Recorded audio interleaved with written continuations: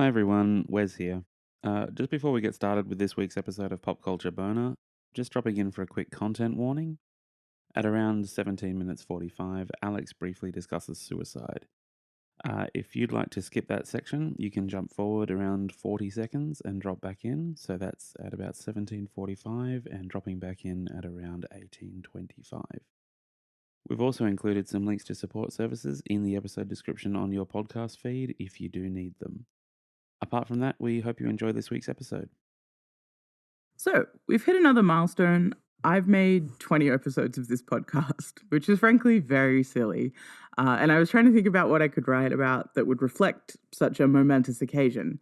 So, I was trying to think of something that was released in the year 2000 and was, as such, experiencing a similarly momentous 20th anniversary. The answer, perhaps unsurprisingly, is that lots of things were released in the year 2000. Gladiator, Bring It On, An American Psycho, they all came out that year. But I wasn't actually allowed to watch any of those things until I was in high school, and they didn't really spur me into action. So then I sent this rambling voice memo to Wes, who you may remember from such hits as making this podcast sound any good and writing the theme tune to this podcast. And I was explaining the idea of maybe doing a 20th anniversary thing or something. And they sent me back a text message that just said, Linkin Park Hybrid Theory. Now, because I struggle, probably like many of you, with time as a concept, I immediately had to double check that Linkin Park's seminal album was in fact 20 years old. It is. My second thought was, I don't know if I actually know that many Linkin Park songs.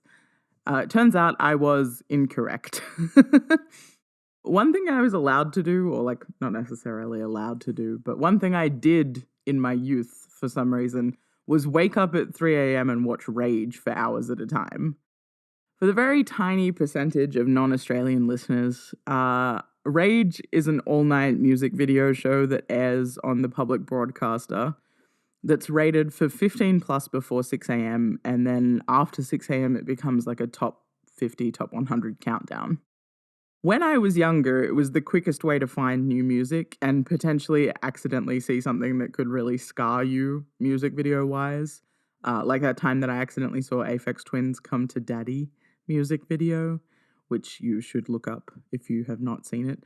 But because I was tiny and my brain was a sponge, it turns out a lot of what I consumed has actually just oozed into every recess of my being, to the point where One Step Closer came on while I was re-listening to Hybrid Theory, and I immediately sang all of the words like I was in some sort of trance.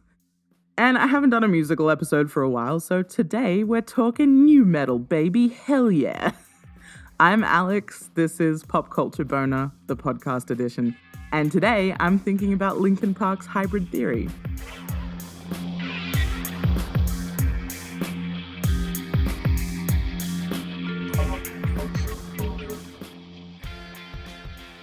So, the intro to this is a little bit misleading, again. The old bait and switch, that's how I keep you coming back for more. Anyway, you might remember me saying at some point that I'm not particularly good at music. That hasn't changed. I like the things that I like, even if they're objectively bad. I will write essays to defend those things. Welcome to the podcast. And I don't really understand the kind of territorial pissings that come with dedicating your life to one genre. Which is why, despite all of my introductory enthusiasm re-discussing nu metal, I was actually kind of surprised to discover that people consider Linkin Park to be a nu metal band. Despite the turntables and the rapping/screaming combo, it hadn't really occurred to me that they would technically fall under that genre. And then the more I was talking to other people I knew who were a couple of years younger than me and didn't obsessively watch music videos for 8 hours a day on their weekend, the more I realized that nu metal was such an obscene blip on the pop cultural radar that anyone who didn't immediately express loathing for its very existence didn't actually even really know what it was. One particular friend sent me a voice memo saying, I know that new is spelt N-U because I am cool, but I also thought that Limp Bizkit was spelled biscuit, like a bicky, which I realize now is silly. which is hilarious, but it also made me a little bit concerned that this particular episode might be even more of a scream into the void than usual. But then I remembered it's my podcast and I can do what I want. So we're going to spend some time looking at what nu metal is, why nu metal is, and why, if the genre is so universally reviled, Linkin Park's Hybrid Theory still bangs so hard 20 years later. Is it even nu metal at all? Do we even care? All right, let's start with what nu metal is for the uninitiated. Like I said, I'm not a music guy, so I'm just going to pull the definition from Wikipedia. The page says, nu metal is a subgenre of alternative metal that combines elements of heavy metal music with elements of other genres of music such as hip-hop, alternative rock, funk, industrial, and grunge. The intro also says, along with every other documentary piece that I've watched on nu metal in the last 2 days, that down-tuned 7-string guitars are a hallmark of the genre. This means nothing to me, but perhaps one of you is musical and this is like a revelatory moment. I don't know.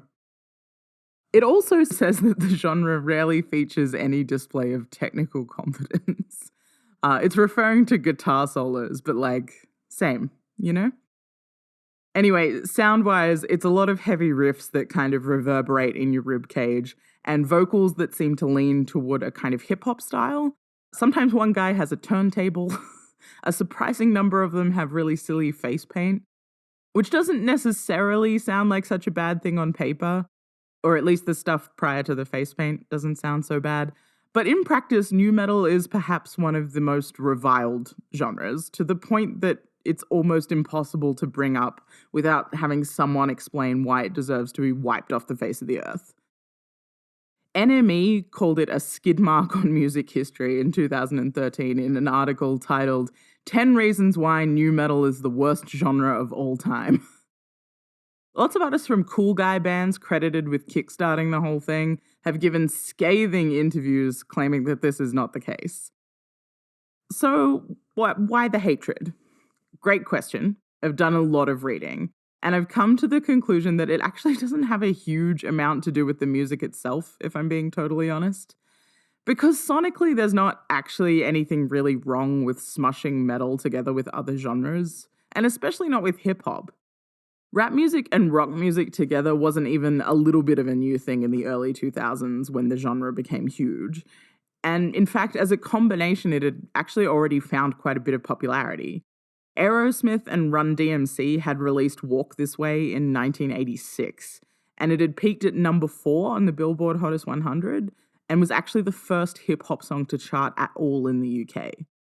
Hip-hop artists had been yanking heavy samples basically forever, and alternative metal bands had been experimenting with more groove-oriented riffs throughout the late 80s and the early 90s. This background already existed. And then Korn happened. Now, metalheads love a documentary about themselves, and I've watched so many of them over the last few days. I can't tell you how funny it is to watch a guy try and explain succinctly how he accidentally invented a genre to a guy who is extremely invested in the response. But lead singer Jonathan Davis has to do that once a year, basically for the rest of his life, because Korn released their self-titled debut album, which sounded completely batshit, and effectively birthed nu metal as a thing. While they don't rap, to me, it almost kind of seems to take everything, including the guitar and vocals, as like a weird percussive instrument. None of the instruments are doing any of the things that you think that they should be. And on top of that, a lanky white guy in an Adidas tracksuit is flailing his arms around like he's been hit with 240 volts and whisper screaming about his feelings of isolation and rejection. Kids loved it. Korn and Jonathan Davis' feelings are important because, on the one hand, the emotive lyrics that come with a lot of Korn's early work lay the groundwork for what comes later with Linkin Park. But on the other hand, they're responsible for Limp Bizkit. And I mean that literally. They helped get Limp Bizkit signed to a record label. When I say that I think people's loathing of nu metal has very little to do with the actual music itself in most cases, What I mean is that I think a lot of the hatred has to do with this kind of extremely macho, jockish energy that sprung up around the scene. It went from being a kind of insular playground for weird kids doing heavy things with bass guitars and turntables to the biggest genre in the world, headed up by the worst guy that any of us have ever seen. I am, of course, talking about Limp Bizkit and Fred Durst. You're just as likely to remember Limp Bizkit from frontman Fred Durst's shitty behavior as you are from their shitty music. But let me give you a little refresher, because it's been a while. Musically, they leaned pretty heavy into the rap rock element, and they had huge hits with songs like Break Stuff, Nookie, and Rollin'. Where Korn's lyricism at least had a kind of like intimate or personal element to it, Limp Bizkit's was aimless, violent, and stupid. Behavior-wise, Limp Bizkit is embedded in the Australian cultural psyche as the band who had a 16-year-old girl die in their mosh pit at the big day out, paused for 8 minutes, and then kept playing. Or perhaps you may remember their Woodstock 99 performance from a couple of years prior to the big day out, where Durst was accused of inciting a riot while the festival burned to the ground and a number of women were sexually assaulted. With this ugly legacy in mind, I think when people say that they hate nu metal, what they're often talking about is the way that Limp Bizkit tapped into this kind of aimlessly violent rage that kind of rattled around in white boys from the suburbs. And rather than letting it collapse in on itself, they channeled it so it exploded outwards into this weird nightmare where a guy with a goatee and a backwards baseball cap, dressed like an even worse version of Eminem, was suddenly on every TV channel trying to stir shit up and make weirdly defensive jokes about getting pussy. It was hugely prevalent and hugely off-putting, and I think it forms a big part of people's contemporary response to the genre. But as quickly as it sprang up, nu metal was gone again, existing only in the memories of rural kids who owned 7 Korn t-shirts and music critics who periodically needed something to rag on. So, given that this is a 20th anniversary episode that's supposed to be about Linkin Park's Hybrid Theory, where do they actually fit into all of this? Speaking as a child who watched a million music videos, I think the best way to kind of show how Linkin Park slotted into the nu metal scene is to talk about how I first encountered the genre at all. I mentioned at the top of this episode that I used to spend hours and hours every weekend watching music videos on Rage. Now, Rage had an extremely clear divide between things that were rated MA 15+, i.e. not for children, and played at like 4 a.m., and things that were allowed to be played in daylight hours, where young and tender eyes might see them. But I snuck out of bed early when I thought no one could hear me, and I watched when I wasn't supposed to, which meant that I saw things like videos for Slipknot's Spit It Out, which features every conceivable horror movie trope, made somehow worse by the fact that Slipknot insists on wearing scary clown masks as their whole shtick. Or I saw Korn's video for Clown, which wasn't so much scary as like filled with this vaguely threatening aura of high school violence that ends in a cheerleader stripping off to reveal a Korn back tattoo. Now, when I've revisited these videos as an adult, I can see that they're pretty cheaply made using like mostly recycled concert footage a lot of the time. But as a very small child, they felt kind of forbidden. Probably because they technically were, and that tension combined with the general uneasy feeling that the videos were designed to create meant that I never fully committed to an enjoyment of nu metal acts in this vein. But I do remember the first time I saw Linkin Park's video for In the End. It was in daylight hours for a start. I'd finished breakfast and other people were up, and while it opened on a CGI monolith in the middle of a barren wasteland, it was using sci-fi and high fantasy aesthetics that I already loved. Are you getting a picture of who I was as a 10-year-old? There were whales flying through the air. You had gargoyles springing to life, hieroglyphics, the band hanging perilously close to the edge of the ledge they were playing on. And the song was catchy. It had screamed vocals, sure, but in a way that felt kind of cool to me. It was legible in a way that Slipknot's screaming or Korn's twisted muttering had never really been previously. I understood it, and I didn't feel threatened by it.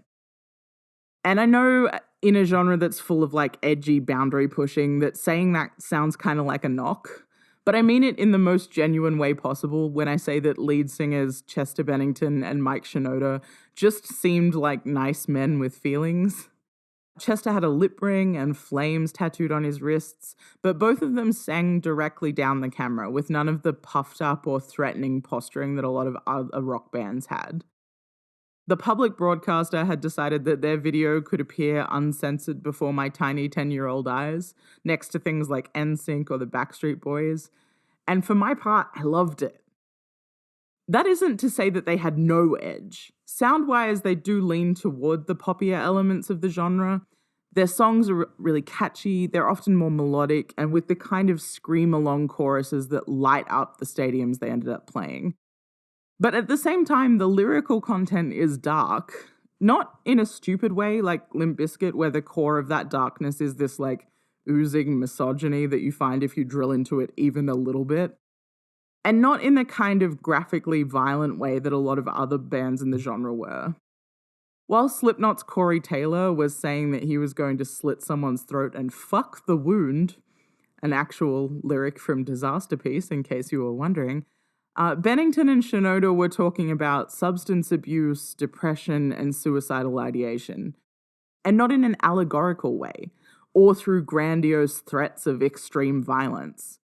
I think one of the reasons that Crawling, which was one of the singles off Hybrid Theory, has become such a meme with Gen Z in a post-irony era is that it is painstakingly earnest in a way that's kind of uncomfortable. Like one of the lines is, "The lack of self-control I fear is never ending. I can't seem to find myself again." Which feels so personal that it's a little bit like reading someone's diary. Rather than screaming, "I'm crazy and you don't know what I'll do," they leaned into a fear of becoming something they didn't like. I was reading a few of the articles about the 20th anniversary, and one of the lines that stuck out to me in Pitchfork's review is, "They sang about being filled with tension, feeling betrayed by the light, wishing for a way to disappear, and in making themselves small, they became colossal." I think there's something significant in that. By tapping into the parts of themselves that they were uncomfortable with and openly explaining their pain in a fairly straightforward way, they ended up resonating even further than I think they imagined possible. Which brings me to the hardest portion of this podcast. In 2017, Linkin Park vocalist Chester Bennington took his own life at the age of 41.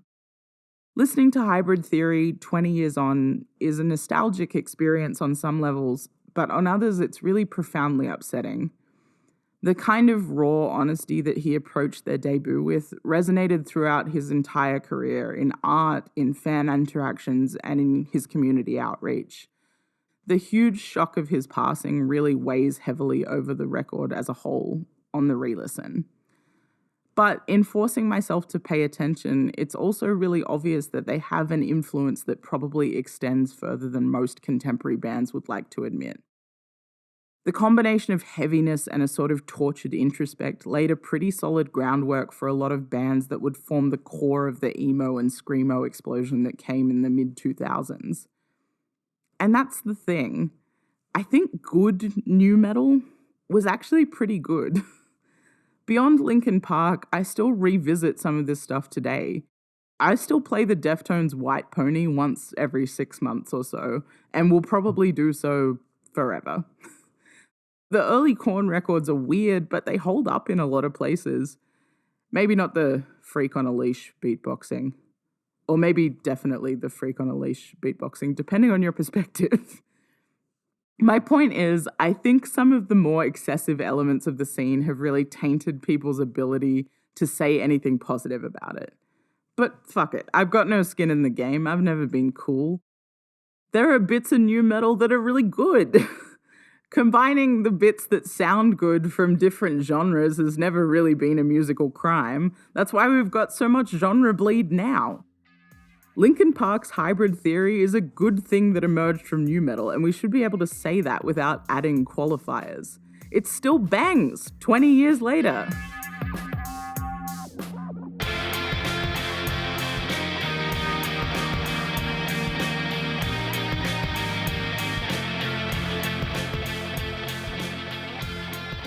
Well, that was the new metal episode that I never thought I'd write. But you learn something new about yourself every day, I guess. That's new spelled N-U, in case you were wondering. Anyway, happy 20th anniversary to Hybrid Theory. I'm not kidding when I say it still goes hard. I highly recommend gently setting aside all of the pretenses you've learned as an adult and just setting yourself up to enjoy it this October. And when you've done so, come find me at the pub. Peace.